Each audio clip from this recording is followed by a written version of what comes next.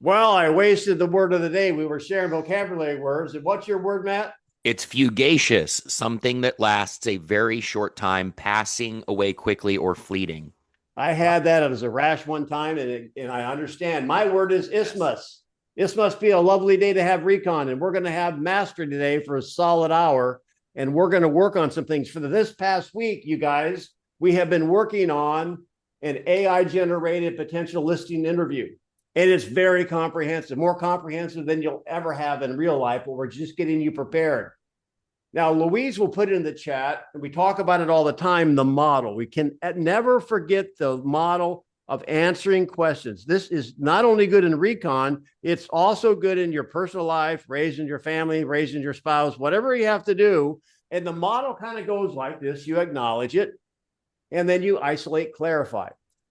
What I'd like to spend a few minutes on today, guys, is the word clarify. In fact, how about this? Do you mind if I clarify? Now, we're not talking about butter here. We're talking about understanding what they mean by the words they use. Have you noticed, Matt, and I think we've commented on this before, is that many times people, what do you call it, the machine gun approach or something, where people will start answering, or I don't like the word regurgitate, but you understand, they just like respond to the statement or question or objection by this buyer or seller, and they haven't clarified. Right, based on their own understanding. It's, in other words, you tell me blue and I start describing blue to you based on what I perceive you think. Right, that's it. So today we're going to be going back to the AI generated listing interview, and Louise, tell them how they can get going in the chat, and we're going to have some fun. We've got an hour. We're going to try to get as many people in. And listen, if you haven't participated yet, this is the day to do it, because there you can't we're not going to ball you out. You're just going to get better. This is just going to be a little bit of a class on the definition of words. Fair enough? So I want to see some new participants. And Louise, do we have anybody ready to go yet? We've got Ready Robert Reneker, Robert Ready Reneker. And we're going to look in the chat for some other brave souls who are ready to go. It came up with about 8 sections. Today, we're going to be talking about, yesterday was communication. Today, we're going to be talking about questions that may deal. And you can't read the screen behind me, but we're going to be talking about offers and negotiations. I've said 1,000 times on here, our differential advantage, what really people should hire us for that will never be replaced by AI, is our market knowledge and the ability to negotiate. Now, while I was doing my walk today, you guys, Matt, you can comment on this, I came up with one more. And you know what it is? It's the ability to communicate those things in such a fashion that the buyer or seller, based on their personality style, can understand it. Chameleon. So you could be smart but not communicate. Like a doctor sometimes doesn't have good bedside manner. So who's first? Is it Robert? Yes. So what we're going to do is I'll give you an opportunity to have the role play. But I want you first to read. Here's the first one. The seller, you're at the interview, and the seller basically says, ask you. They have a series of questions. How will you help me evaluate offers? Now, before you answer it, I want you to kind of look at the words behind me. What words can be or should be defined before you answer? Many times it's more than one word, and even if it's only one word, it may take more than one question to get a true picture. Do you understand, Robert? I think so. So tell me, all right, so the interesting thing here as this practice goes, you have the words in front of you. And if you write them down, and you can circle them. When you're in the interview, you don't necessarily have them written in front of you, although you can take notes. So you have to what, guys? Starts with an L and ends with ison. Listen. Transmission? Yeah. All right. You got a gear missing. All right. So here we go. So what words need to be evaluated, Robert, or defined? Well, I would say the two easiest ones are going to be help and evaluate. Um, Okay. And I guess maybe offers as well. I mean, when we say offers, I'm assuming they're saying offers that they've received on the property and things like that. So, but again, that's my assumption. Um, Okay. I'm in agreement. I don't think how will or you have to be defined or me be defined, but Define you certainly. for me. When you say you, So now that you know, all right. So I'll just Don read that question to him and let's see how he answers. Robert, how will you help me evaluate offers that we get? well, Don, uh, tell me when you say help, what exactly are you meaning by helping you? Well, the agent we're going to hire, we're assuming knows real estate more than we do, sold more homes, more experience. So we're going to lean on whoever to help us. Okay. And do you have any experience at all reviewing offers on anything? Well, sure. I mean, we've sold properties, but that real estate contract's pretty long, and we're going to depend on your experience to teach us, this is a good offer, or what's in between the lines, or what am I? I'm not a real estate expert, you are. So that's what Well, we're going to certainly. lean on you for. Certainly, certainly. And that is what I'm here for. And when we're talking about evaluating, I'm assuming, but I shouldn't assume. You're speaking of the fact of, like you're saying, the integral pieces of the offer. Is that right? Yeah, we don't want to get caught with our pants down, with a week to go that, oh, you didn't read that part of the contract. And yeah, again, we, we like to read every word of a contract, but we're going to say, hey, Robert, what's negotiable here? What's normal? Are we giving the house away?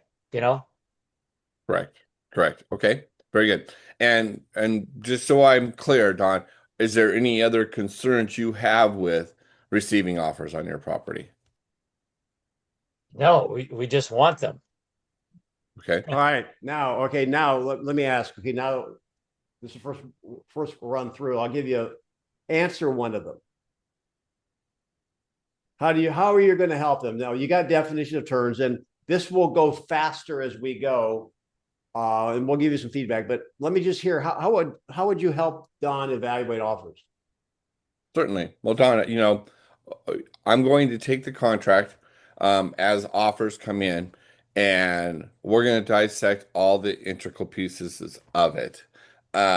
First of all, we'll analyze the quick and easy stuff, what they're actually offering. So, we'll look at those.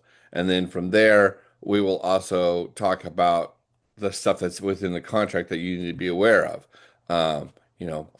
Sometimes I run into sellers that don't realize that when when we get to closing that they have to be out by a specific time, things like that. That's 20-second actually rule. 20-second rule. Move right. on. All right, And time. and I'm All right. assuming that All those right. are the things you also still want to know. Is that correct? Yes. Yeah. So, Matt, did you take any notes there? yeah. Okay, go ahead. One of them isn't PC, so I have to leave that off. Uh, the other one is when the key word here, guys, is evaluate. We don't need to define help, frankly. Um, because when you define evaluate, you'll know what help means. That's what I mean. So when you say evaluate, Don, how would you like me to help you evaluate these offers? That's that's where we go. How would you like me to help you evaluate these offers? What does that look like to you?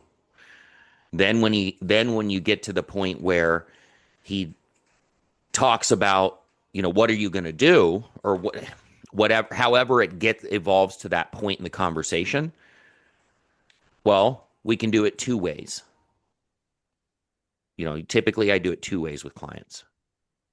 Number one, we can do the long version and we'll go through this line by line. Or we can do the Cliff Notes versions, and I'll take you through the most important bullet points of the contract, ensuring that you don't miss out on anything that would financially impact you in a negative way or legally. That's all.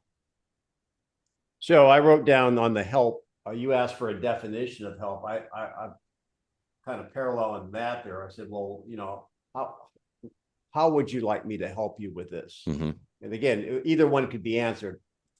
Here's what I want to pick up on just for a moment. Based on Don being the seller, the role play, what personality do you think he is? Anyone want to say? Put it in the chat. Is he detail-minded or not detail-minded? That would be a C personality. C as in Charlie. Personality. He's a C. Yeah. Now, you guys that have a C personality, they're into detail. So I wonder how many people pick up on this. Did you pick up on the fact that, the reading it, fine print, this, that, and the other? But when is the worst time to introduce him to the paperwork? Is when you're on some sort of deadline with a offer on the table, right? So part of the way is, and I love the way that Matt said, I get the long version, short version. I can say, well, I can see you like to know the details. How about if here's a copy of the most likely, I never say contract, the purchase agreement we're going to receive. And I'll tell you what I'm going to do. I'm going to highlight for you every potential blank that can be filled in. So one of the ways that I will help you, I'm going to let you read this over and let me know if you have any questions, but I'm going to make sure that we review the areas that are highlighted, because that's the only thing we as agents can change unless we strike something out. So when we get to the point where there is an offer or a contract, a purchase agreement on your home, that we can focus on the main points, not the minor ones. Is that all right? Mm-hmm. Major and the minors. Same way, I'm going to have to meet with a widow today, and she's been on the market twice. She's 80 some years old. You understand it, and the paperwork anymore is incredible, right? So you have to develop a way to, hey, look, if you have the reader, I want to read it all. Most of them don't. Would you like me just to cover the high points for you? Mm-hmm. What percent of the people are going to say yes on that, Matt? Most of them. But then one thing I want to add in here, though, or inject into this conversation, I would be willing to bet out of the 69 people on this call today, most of you don't know your listing agreements or contracts, purchase agreements. You don't know them. So even if you were to go through the Cliff Notes, you wouldn't know what you're doing. So I would highly encourage you. This is one thing my father-in-law did with me when I first got licensed. First day, passed my exam, and I'm like, man, I'm ready to sell real estate. He put me in the conference room at the table with the contracts and said, I want you to review these until you can't get them wrong and then come back to me and explain them. That changed my trajectory in this business in a huge way because I actually know what they say. Contract law is one of my specialties. Now, I don't practice law, but it's one of my specialties. I just want to put that in there, Denny, because I had this happen before I knew the contracts. Before I did, I had to sit with a client and go over them, and it was like looking at cuneiform. I had no idea what to discuss or go over or what it meant. I was reading the contract to them. Don't be that guy. Know your contracts. You're not going to betray a lot of confidence. All right, Louise. Yeah, well, yeah, and I would tell you that, where I've been guilty is that, I mean, I know my contract, but I also, as we talked about earlier, I also assumed that my clients did read the contract and things like that. And there are pieces in the contract that aren't blanks that still affect them. Right, they impact them. And yeah, that impact them, and like I said, the one I started to discuss with Don is that I'm amazed at how many sellers I have that were going to the closing and they don't realize that they need to move out, get your stuff and move. You've got to be gone by this time. And they're like, what do you mean I have to be gone by this time? I'm like, the house isn't yours anymore. I'm like, and they're like, we thought we had got to move to get out. Yeah. So just know the short of it, guys, take an hour out of your week and every week, and review your listing agreements and your contracts. That way, when you ask them if you want the long version or the short version, you can do both, and you don't get hit by the deer in the headlights. Denny? No, let's go on to the next. Yeah, I'm really disappointed, Robert. You didn't go over the 16-page contract in the 96. You're not hired. All right, next. Hey, Whitney, how will you help me evaluate offers? No. Hang on. I'm sorry. Here we go. Hey, Whitney, besides price, what terms should I pay attention to? I would say all of the ones that matter to you. I don't know how to answer that. I don't know Let's start. what Let's start. Hang on. Let's start. Are there any words there that need to be clarified? Could anything be a little bit misinterpreted or nebulous? It starts with a T. Yeah, I was gonna say the terms. Okay. Well, how would you ask that? What terms are you specifically looking for to make an agreement? I don't know what are the principal terms that are provided in an offer. Well, the terms could change between buyer and buyer. It all just depends on what you will accept. So hang on just a second here. And Whitney, is that okay? Now, based on her questions and her response to your questions, do you think this is an experienced home seller or not? No. So now you're going to have to like almost say, you know what? I'll tell you what. When was the last time you've been through this process, or have you been through this process before? Maybe she says it's been a long time. I haven't done it. My husband used to do it, and now he's gone. Okay, I tell you what.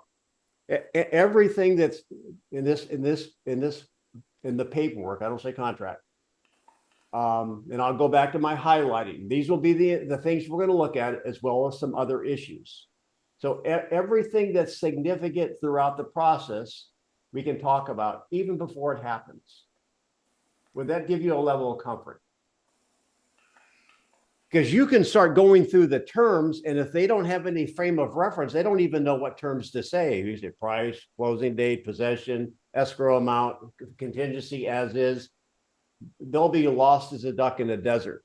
I guess it would be good to get that in the beginning too, like when you're first listing with them, to determine, when we get a buyer, what exactly are you looking for? Are you looking for a specific dollar amount? If there's anything that needs fixed, do you want them to cover it, or do you want to cover it? So I think you should like partially know their answer in the beginning as well. Well, Matt gave you the whisper, I think, on the T. The so term. Matt, how would you advise her on that question?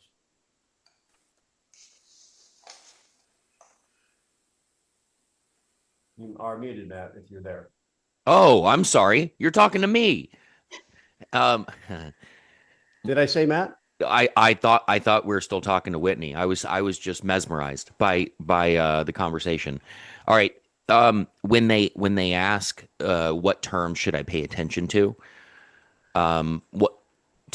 not necessarily to echo Denny, but how much experience do you have in selling properties?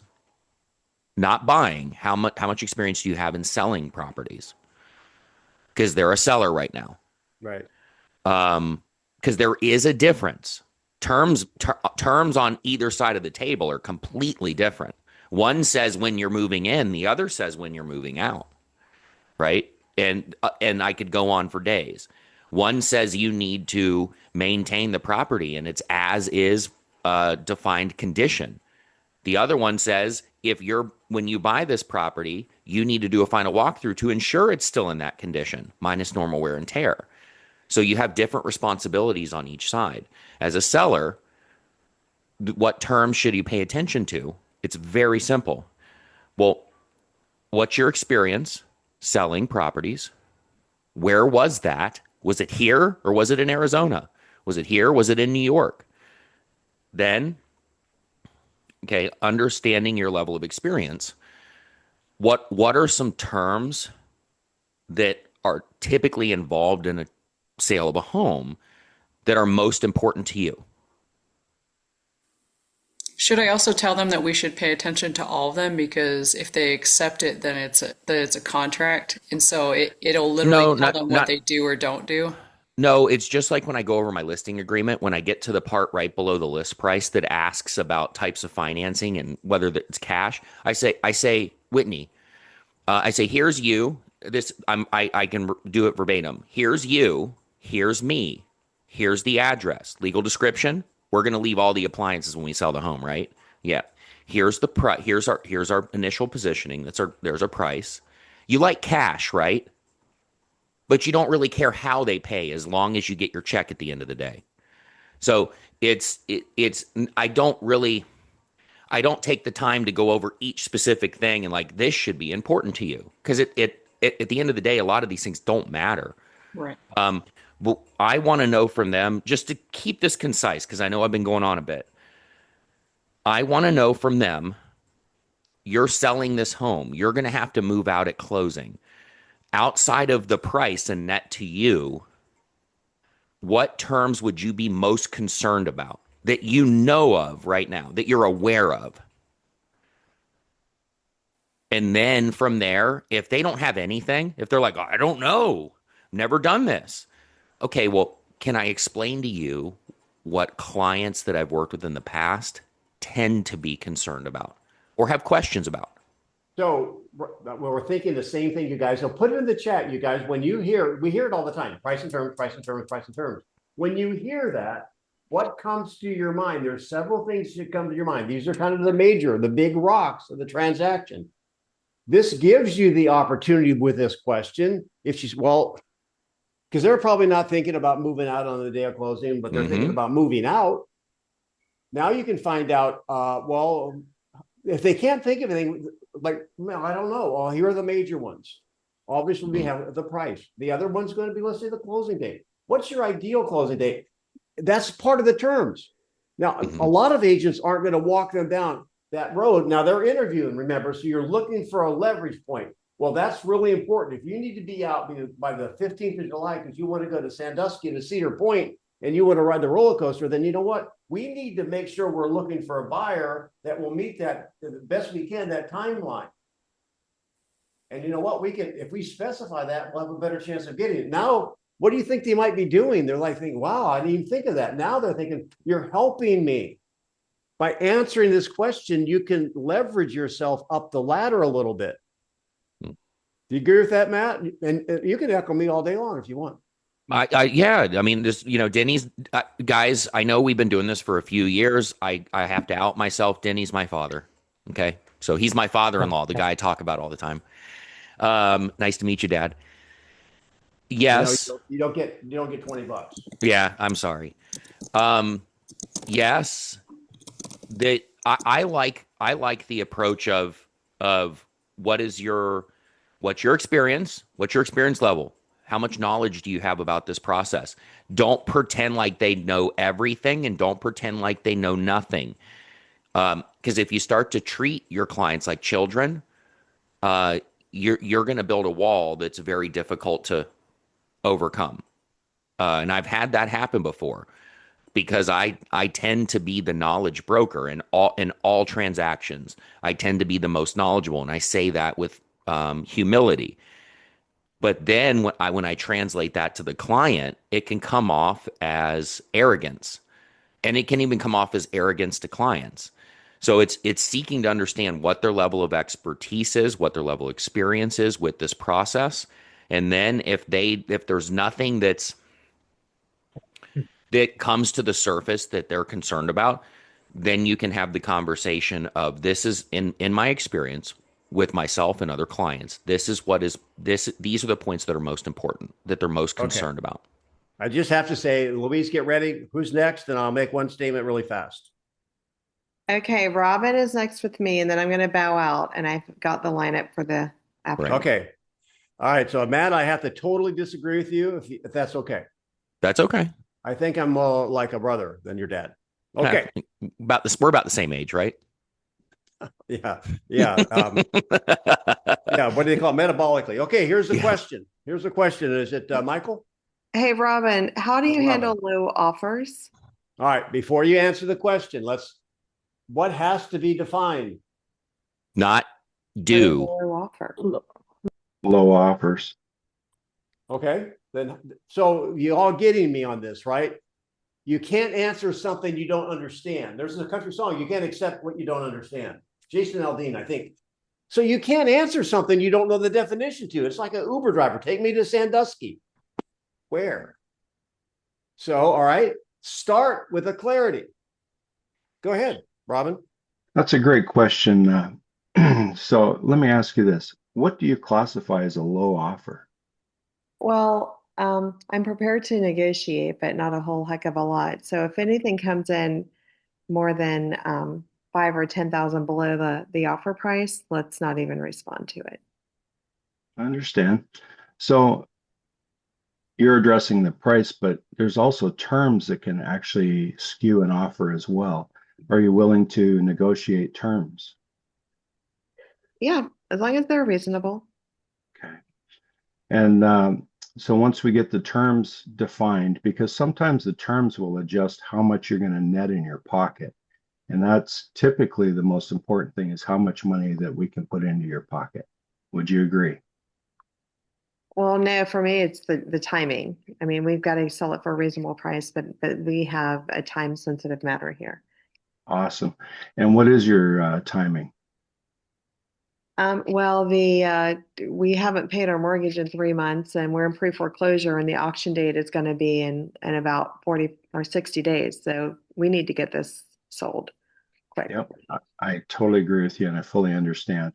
So the main issue is to get it sold by what is the drop dead date that we need to have this done and closed? Well, because you're an astute agent, you got those dates in the beginning, and you and the title company are monitoring the court case. So unless the dates have changed, it's what we talked about in the beginning. Perfect. Awesome. So So that's here's, what I'm we going to do. stop you. That's a minute 30. So Louise, great role play. That sounded pretty real. However, my question is, did you answer the question? For role play, I mean, you get points off if you don't answer the question. You did a good job asking the question, and then you started asking other questions. I'm just assuming the seller is going to come back and say, well, you haven't answered this yet. So would you like to take 30 seconds and finish and answer the question? I'm not understanding what you're saying, Denny. I've got How a do you handle low offers? Bye, guys. Bye. How do you handle low offers, Robin? Well, what we do is we put all the offers on a spreadsheet and we take a look at them, and we're looking at net. We're not just looking at what the price is. And we also will lump in the terms, because the terms can adjust what people consider a low offer. Well, you're assuming we have multiple offers, but I that would be great, I guess. But what if there's a low offer? Look, I'm not coming down more than $5,000 or $10,000. So if an offer comes in like super low, like that low ball, like buy one get one free stuff, I don't want to see it. Understand? Well, let me ask you this question. We're under a time crunch. It's very sensitive right now. We need to get this closed to avoid the foreclosure. Would you agree with that? No, I know you're going to that. I'm pressing you. That's kind of an interesting scenario. Let's just leave that away. I'm dealing with this right now on one of my agents. Seller saying, I don't want to see an offer that's below $10,000 from asking price. So what are you going to do when you get one like that? Well, it's my responsibility to go through all offers with you, and I'm going to show you the offer. And if you choose to reject it, that's fine. We can go back with a counter offer. Okay, I'm going to stop because I'm taking a lot of time here, and I want to make sure we get Matt's input. I'm going to ask you guys this. I'm in Florida, and I don't know if it changes a whole lot. Most of us are in Florida, as far as the coaches are concerned, except for Don. If a seller says we don't want to see an offer below X of asking price, do we still have to show them all offers? In Texas, we're told to show all offers. What if the seller says, I don't want to see it? You have to have something in writing. You do. Okay, so I'll text you. I don't want to see anything less than $10,000 of asking price. Now what? Okay. How are you going to handle that? Then I don't show it to you. There's a better way. There's a better way. Tell me what the better way is, Denny. And this is a little bit off topic, Matt, and you can add to this or add to anything else you want. But here's what this is how I would handle that. Haven't had that happen a lot where they were that dogmatic. So we're taking it a little bit to the extreme. I'd call, hey, Matt, Matt's my seller. Hey, Matt, it's Denny here. Yeah. Yeah. Hey, an offer came in on the home. And I remember what you told me. You didn't want to see anything. That was $10,000 less than asking price. Are you still having that same opinion? Yeah. Well, I'm not going to show it to you, but do you mind if I tell you about it? Because there might be a chance this buyer will come up in your range. Sure. Now, what did I just do there? I honored his request. Yeah, and you robbed from my mind vault again. Just when they don't want to see it, doesn't mean they don't need to know about it. So now I'm not obligated by law if I have it in writing, but I'm going to say, hey, look, if it's totally stupid, like those offer mills that come in and they're like 25% of the asking price, hey, no problem. But if I think there's a chance, and even if he says, I told you, Denny, I get that. But you know what? If there's a chance, you ever see Dumb and Dumber? So you're saying there's a chance. Do you think it's worth a conversation? Yeah. Yep. Yeah. We've got a realtor here locally. He's the top. He has a shadow team, but he's known as a single agent. He essentially is running a corporation. He's the top producing single agent in the state. Selling over about $200 million in real estate as a single agent. And he was implicated in a lawsuit for not presenting an offer. Now, whether it's alleged here or there, but the point to that is just what Denny and I said. Just because they say they don't want to see it doesn't mean they should know about it. So I throw the low ones out, those really low ones, the investor offer mills, and I reply back to them. If they would accept that, I'd buy it. Period. Yep. That's all I respond back to them. And then when I get an offer that if a client says, hey, I don't want to see anything lower than, okay. And if it comes in, I'd say, well, is that just like Denny said? I've got good news. I've got bad news. Good news is we have something in writing. Bad news is it's one of the ones you didn't want to know about. Do you still feel the same way?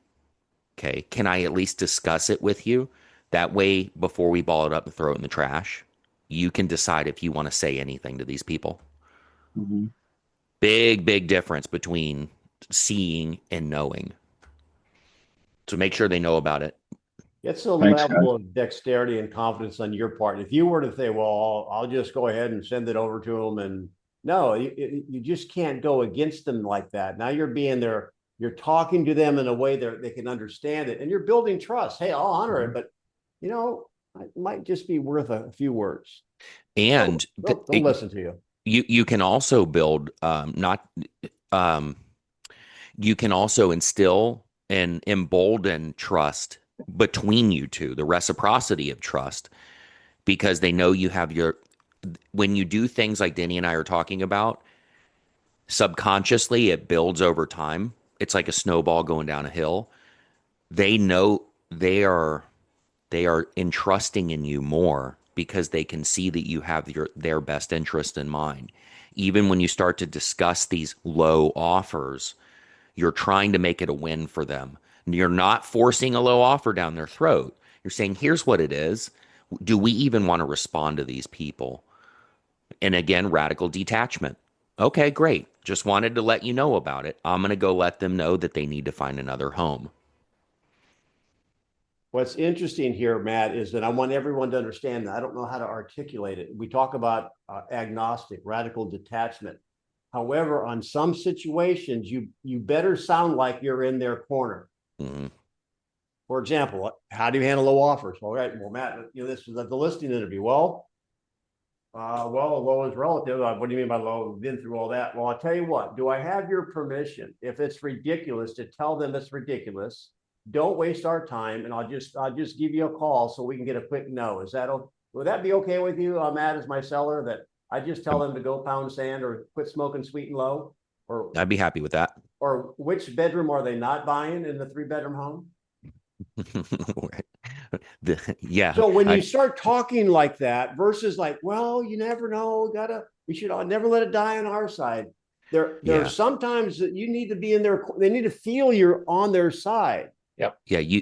You can't, I've said this so many times on this call. You cannot want to sell their, yes. When I say you cannot want to, you can, you should not. I implore you. You should never be in a situation where you want to sell their home more than they do. Right. Because when they can smell that from a mile away, when you call me with like Denny's vocabulary he just used, and that's not his vocabulary, he's reflecting what other agents do. I've heard it all the time from other agents, guys. Well, you should, you know what you should do? Find another seller client, because you're not my realtor anymore. Don't do that. Denny, Denny, quickly, the one thought I had was too, when you're sending a contract or you're sending a purchase agreement to them against their word, they're also thinking, oh, now my agent is on their side and they're thinking I should take this, and the trust is going out the window. Mm-hmm. That's all. Yep. Yeah. Unless you had prior experience with these people and you've already built that, cemented that relationship versus just somebody they called you and you're working with them. They have antenna up looking for little micro clues that you're not working for them. I have a past client, a very short story. Past client just came back to me two days ago. She's been in a rental for 2 years since we sold her home in a divorce. Robert, mute yourself. And she wants to buy a home. Now, to Denny's point, I have a unique relationship with her because we've worked together through divorces on her end. We've overcome very almost insurmountable problems. So I represent her best interest. I solve her problems. I called her up and she said, hey, because she falls in love. She's the type of person where I see a house, I fall in love. I've already mentally bought it without slowing down to make sure it makes financial sense. I called her and I asked her, do I have your permission to do this the right way? And I wouldn't talk to, if Denny just called me out of the blue, hey, I want to see, I wouldn't have that conversation. So understand the nuances to relationships. And she said, yeah, absolutely. You have my permission. Great. Have we spoken to a lender? And then I took her down that path. And then when she started falling in love with homes that were going to have a payment that was going to be significantly higher than what she was comfortable with, I had her permission to refine that and bring her back to center. So know the nuances of your relationship, but always be in their corner. Yep. All right. Good job. This one here, we're going to spend some time on. So if you have to take a bathroom break, do it fast because we're going to spend some time on this. This is a major leverage part of helping your sellers get their listing sold. Here is the question. Who's up next, Don? Ellie and then Michelle. Ellie, remember, we're going to be short, one question at a time, and do not begin your answer with "that's a good question."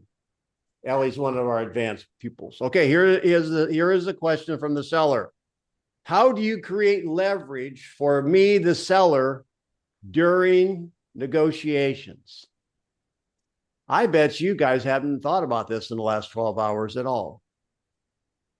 So, Ellie, what has to be defined for clarity? One word. Where is she? Ellie? Talk to us. Make sure. Did you faint? Are you with Carlos? I don't even see her on here anymore. Let's go with Michelle. Yeah. All right, Michelle, you're up. What word or words should be clarified? I like that better than defined. Leverage. There you go. All right. So you're role playing with Dawn. So go. Michelle, how do you create leverage for us as the seller during negotiations? Don, help me understand what you mean by leverage. Okay, I've sold a bunch of cars, and I'm just going to say this. I've got something they want, and I want to make sure my agent knows that and is creating leverage for me to drive that price up because I've got something they want. Okay. So, of course, with our marketing plan, we would work on that. And Don, when you say drive the price up, what are you thinking? Well, I'm not looking to, beat somebody up in price necessarily, but we want the best terms. I've got some leverage here, so how are you going to create leverage for me within the whole context of, So of hang all on a the second. terms? Michelle, I pause the timer. Are you in the water over your head right now? A little bit, because All right, this that's one's, fine. This is stuff they don't teach you anywhere. yeah. That's right. This comes from learning through, bruises and losing transactions. It gets very expensive. You think education is expensive? Try not having it. So let's talk in terms of ways, and you should be writing this down because this will empower you and give you a leg up on the listing interview, because I bet you there's not many people here on this call would even think about how to answer this. So let's talk about how we can give you leverage during negotiations. In fact, it starts before the offer, you guys. Let me give you one example, and Matt will throw one out, Don, or if you have one you want to throw out, let's make it interactive. This is mastery. First of all, how many agents do you call? Let's say I'm calling Don and Don's got the listing, and the listing agent basically almost prostrates himself on the floor saying, listen, oh my gosh, I'm so glad you have somebody interested. We haven't had a showing in, well, maybe 18 months. Now, does that create leverage? For the buyer. So that's one way. So I would say you can say it starts with the marketing, but if you want, but I would say, well, it starts with our communication. Number one, and Matt will give you the four things that happen when you call another agent. We talk to people who call. We answer a phone. And when they call us, we present your home verbally in the best light, meaning we don't say, hey, look, they've really got to get to Sandusky in 3 weeks. If you have somebody that's interested, they'll do anything for showing right now. There's one, very simple. Don or Matt, what's on your mind?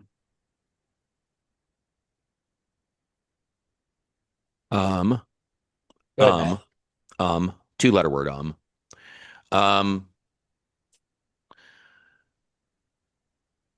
got a phone call yesterday from a buyer's agent on a brand new listing I just put on the market yesterday. And the Cliffnotes version was he was doing a terrible job of trying to get me to compromise my client's bargaining position. And he couldn't even get to the point. He didn't even have enough respect to kiss me before he asked, whatever. Anyway, he's just like and what are you guys? I see you're on the and I just stopped him. And you guys will probably love me for this because you know how I am. I just said, your clients want to make an offer on this. Have they seen this? And he said, well, no, and they're out of and I said, okay. So what is it you're asking me? Because we're not making a lot of progress here. And he was just asking me, will your clients accept less? Are they negotiable? How motivated? But he couldn't even spit the words out. It was a bunch of aimless nothingness. So what I'm saying by saying that is, it's not even necessarily how positively you speak about your client's property. And it's not how much you say about your client's property. Sometimes it's how little you say. Because I just told him, we're not making progress here. What are you asking me? And then eventually I just said, I said, this. I can't compromise my client's bargaining position, and nor will I. And then, oh, I'm not asking that. So again, it's not exactly what you say about your client's property, how much you say about your client's property. It's how little you choose to say when these people call you with this crap. So if you have some level of experience in your market, I'm going to ask you guys this. Do you know the agent? Every market's got one. Like every neighborhood has a Mr. Bitzer. When I grew up on my street on Mead Avenue, Mr. Bitzer sat, he was retired. He sat on the porch all day long, looked at his perfect yard, not a blade of grass out of place. And if we ever kicked a ball in it, he would basically want to go and get out a shotgun. So there's an agent in your marketplace. You're going to picture this man or woman that basically is a bully. They have medium production. They're not a low producer, but they're not a top producer either. And they lead by intimidation. I had one call me the other day, which, I mean, people don't call me anymore because I've been around since dirt, right? And they say, hey, listen, and they're asking me questions about one of my listings, haven't shown it yet. What would your seller, hey, have you had any offers? Well, I might answer that. We don't have any offers on the table right now. What would your seller, how much, is there any give on the price? They're going to attempt to weasel something out of you. Anybody, you guys have those in your market, or is it just here? And you know what? They can spot a rookie listing agent a mile away, and they're going to call you and they're going to try to push on you. And you're not going to give, just like Matt said. Well, it was when we listed it at 450 last week. At that time, I thought they would take 450. That may have changed now. They may want more. Yep. So and don't let them bully you. Yeah, and just because you get invited to an argument, guys, because the person Denny's talking about, we have them everywhere, right? And when you don't play into their avatar, who they're portraying, they may start to get combative. And just because you get invited to that argument doesn't mean you have to attend it. So when they ask me things like that, oh, well, what offer will they take? Well, you see the list price. I'm pretty sure they would have accepted that at one point. Would you like to make an offer? And then when they say, well, I think he might, great. Have they seen it? No, they haven't. Great. How soon can they see it? I take the wind completely out of their sails, and they're calling me to see how negotiable my clients are. And before they know it, I've already flipped them on their back. And I'm saying, call me after they've seen it. If they want to make an offer, I've made it so easy. A realtor can do it. Everything's in the MLS.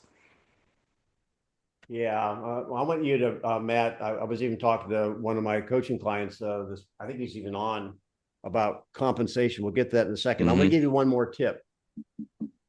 How do you create leverage for the seller during negotiations? When there's an offer on the table, well, we can talk about multiple offers as well.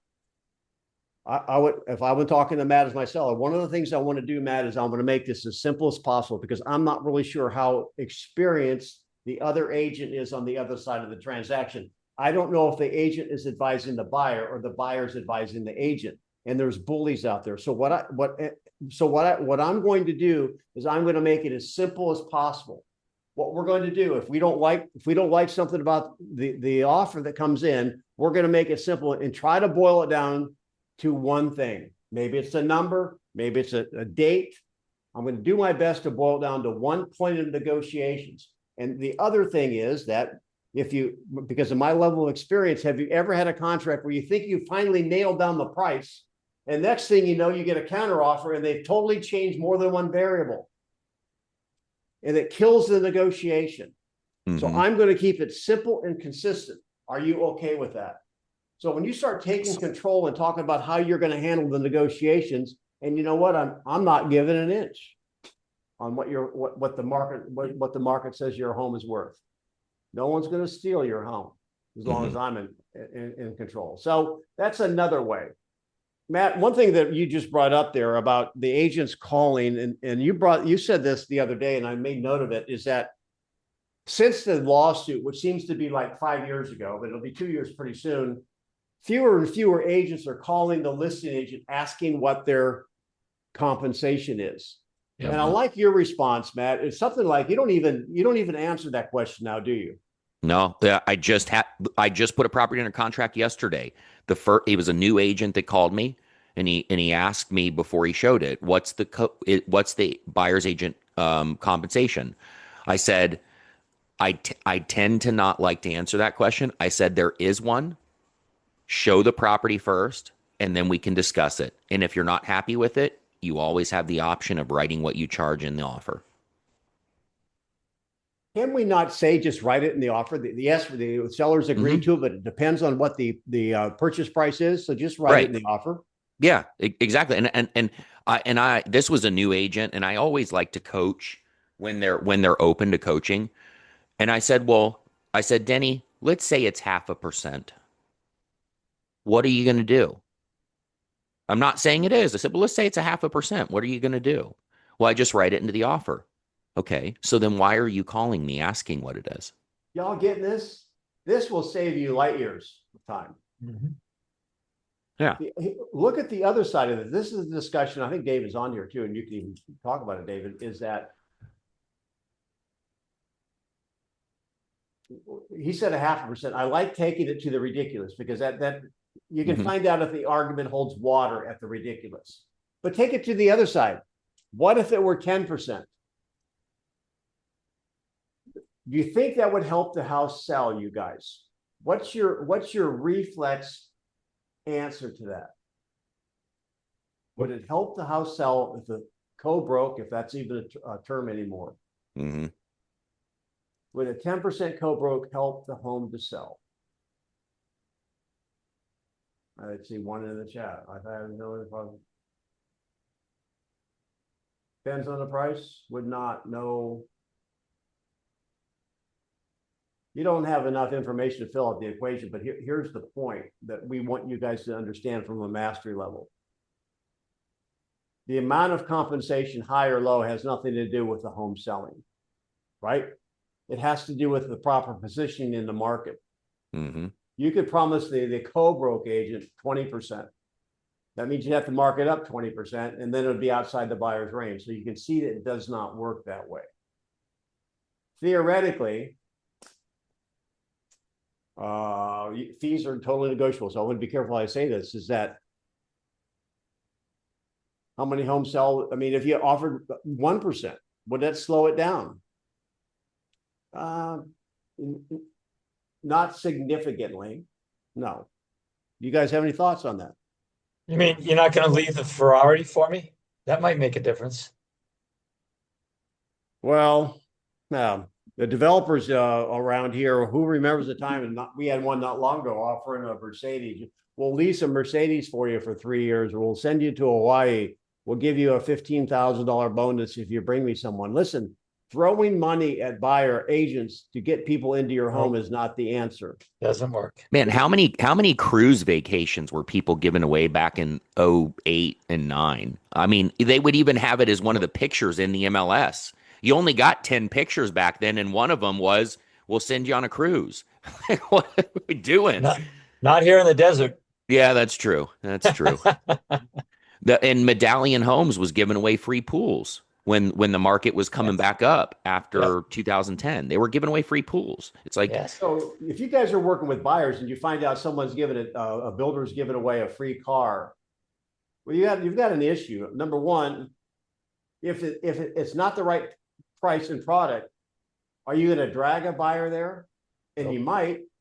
However, is a buyer going to buy it if the market's efficient? No. And then if they did, and they know that you're getting a free car, how do you explain that, Lucy? It's a bribe. Yeah, guys. Sorry, Matt. That's okay. One quick thing. I recommend for all of my agents locally in Florida, D.R. Horton, Lennar, which is funny because Lennar they hated realtors during COVID. They paid us nothing. But all of them right now, take pictures of the incentives, the emails. They send you 6%, $35,000 towards buyer's cost to close. I've got them all in my listing appointment pictures in my tablet right here that I take on my appointments. Got them all right here.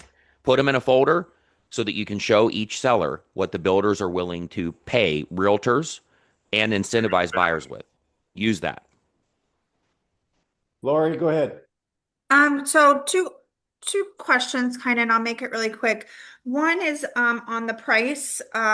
When you talk about how handling low offers, is it rude? Would it be rude, and how might I phrase it? Not bluntly, to say, well, if you're priced appropriately on the market, we won't have to face that challenge. Does that make Um, sense? yeah. What's wrong with that? What did she say? It didn't come through. So essentially, what are you going to do to negotiate in my interest, right, Lori, or something along those lines? Well, yeah, how do you handle low offers? Yeah. And How do I think, yeah, my right? answer would be, if we're priced appropriately on the market, we won't have to face that Yeah. You obstacle. can say, well, there's one way to ensure that we will have as few low offers as possible. Yes. Notice Eh, how he said that, because I don't care. Yeah. You could price a $100 bill at $95, and there's someone's going to offer 90. Yep. You're still going to get somebody with the wild burning desire to get it for $20. Yep. So there's one assured way to get as few low offers as possible, and that is to ensure that we're properly positioned from day one. Okay. Um, and then I guess my next one, I'm not sure if it's a question or just kind of a statement. When we're talking about, does the buyer's agent commission help sell the home? And I hear you guys when you say no, but I disagree. And so maybe I'm looking for clarity here, Well, because here, sometimes, let me jump in because we were going to run out of time in a little bit. oh, sorry, When not a big no no no question. no no no no no no no, we're talking about this. I'm just saying because I know where you're going. Why do you disagree? Tell me quickly why you disagree. Because some buyers can't afford to pay the buyer's agent compensation, or Okay, but or hold or on. jump up in financing for price because they're Right. at. But why we're talking about it from the perspective of is the buyer has the lens we have to look at this through is the buyer has always paid the commission. So Denny's point is by offering less or more commission, is that going to prevent the home from selling if it's properly positioned? Okay, can I ask you a question? Yeah, sure. So how would you or Denny, or Dawn, whichever one wants to jump in, present that, that I like the buyers always paid the commission, because without the home selling, you make zero, How right? would you present it to whom? To the seller. So if the seller's saying, I don't want to offer any commission, do you just say, okay, great? What? All right. So there is a slide for that. I'll find it really fast, Matt. You want to give them the answer that? I'll find this Yeah. slide. There's 4 or 5 things that can happen. Yeah. So Denny has the 4 or 5 things. But what I ask when they say, well, I don't want to pay any, how do you think that'll benefit you? Well, I'll net more money. Okay. Well, from your perception, who pays the commission? And they're going to say, well, I do. Well, would you be open to me changing your mind? Who brings the money to buy the property? The buyer, right? The buyer has always paid the commission. Semantics say what side of the closing statement they fall on. Without a buyer writing a check, your home will not sell. So here they are. And Go ahead. I'll finish quickly. I've been using this a lot lately, guys, and I'm going to trademark this. Lori, role play with me real quick. Okay. When a I'm still buyer writing. when that's okay. I think this is recorded. So when a buyer buys a home, would you agree they have one bucket of money? They have a Uh, budget. They've got one bucket of money. They're yes, going to spend yes, this amount, right? correct. They don't have 2 buckets of money. They don't have one bucket of money dictated and separate to buy the property and then another bucket of money to pay their realtor, right? They have Right. one bucket. So if we can do what you're describing and not offer anything to them. But remember, they have one bucket of money, and if your home's listed at 300,000, and you're asking them to now pay their agent. Remember, they always have. Guess what they're going to do most likely when they write an offer on your property? Ask for that. Because they only have one bucket of money. Denny, go ahead. All right, let me go over the things that can. Notice we're calling this seller offering low to no seller incentives. These are seller incentives, not buyer incentives. Why do I call it that? Because the seller doesn't want to offer buyer incentives. They want incentives to get their home sold. Mm-hmm. So I've just changed the wording. Number one, the buyer may instruct the buyer's agent not to show them the home that requires them to pay any portion of the buyer agent commission. So option number one, Matt's my seller. Matt, we may miss out on the showing because we're not offering any type of compensation. Do you understand that? Are you asking me? No, Matt. Oh, Matt, are you still here? I'm here. Yeah, I was just thinking about it. Can you say it one more time? Because I don't think I. Okay, so you're the seller. The buyer. I'm sorry. The buyer instructs, or I'm sorry. Yeah, the buyer instructs the buyer's agent not to show it to them. Yeah, but this is how I'd say it to you. Okay, so if you don't want to offer a seller incentive, one of four things are going to happen. Number one, the buyer may not look at the home because he's telling the buyer's agent, listen, if they're not offering any compensation, I'm not paying any, so don't show me the home. Right. That is that is a possibility, right? Yes. Yes. Okay. Number two, the buyer may submit an offer, still asking you to pay a buyer's agent compensation. Does that make sense? Yep. Number three, the buyer may actually lower their offer by the amount of the buyer's agent compensation, and they'll let the buyer's agent, that would be the same as receiving it from you. They're just going to lower their offer by a couple, 2 or 3 or 4 or 5%. Does that make sense to you? Mm-hmm. And the last thing that can happen, they may not care. Your house is so special to them or such a good deal on the market, they may buy it anyway. Mm-hmm. So of the four outcomes, two of which you're paying it anyway, and one in which you're not. Are you okay with rolling with that? Mm-hmm. Yep. There you go. yeah. So I think most sellers are going to go with 4, right? No, but it's not going with one or the other. Yeah. It's like those It's are the only accepting. 4 things that can happen. You're asking them to I accept. understand. Yeah. But the reason I explain it the way that I do is because Denny likes points because points are easy to execute on and to convey. So this guy, and I'm a communication guy. I can typically manipulate, and I use that word intentionally, not maliciously. I can usually manipulate a conversation to where I don't have to use points verbatim. The way that I explain it is it's kind of inherent within the conversation. If we don't do this, that's okay. Here's what will happen if we don't. You're asking them to pay more for the property and then you're asking them to pay more for the property and pick up paying their agent. They're just going to lower their offer to you if we get them at all. And so it's kind of the same thing, yeah. but You put it in such simple terms. right. If you struggle to do that, and this is for everybody, not for Lori, use the points, because the points, then you just say, well, here are the 4 things that are going to happen. Do you accept that? And that's it. What I'm trying to do is teach you what the potential outcomes are, like the 3 outcomes when you list a home.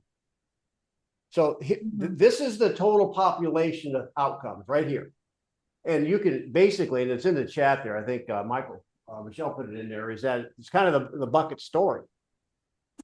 Whichever way you want to communicate it, in the end, here's the 2 things I want you to understand. I don't die on the hill if my seller does not want to offer any compensation to a buyer. That house will sell anyway. Yep. Got it? I don't need the other agent's help. Do you understand? Yeah, and the market's going to help you. The market's going to do the heavy lifting, not the marketing. The market is going to do the heavy lifting in that case, because it's going to say position to the market what the market wants. a buyer will buy that house with or without an agent, with or without buyer agent compensation. 100%. I understand. Position.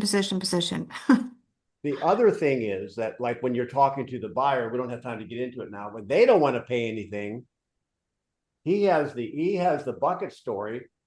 I tell the bucket story in a different way. Is like, have you ever bought a home before? Have you bought a car before? Yeah, I bought a car.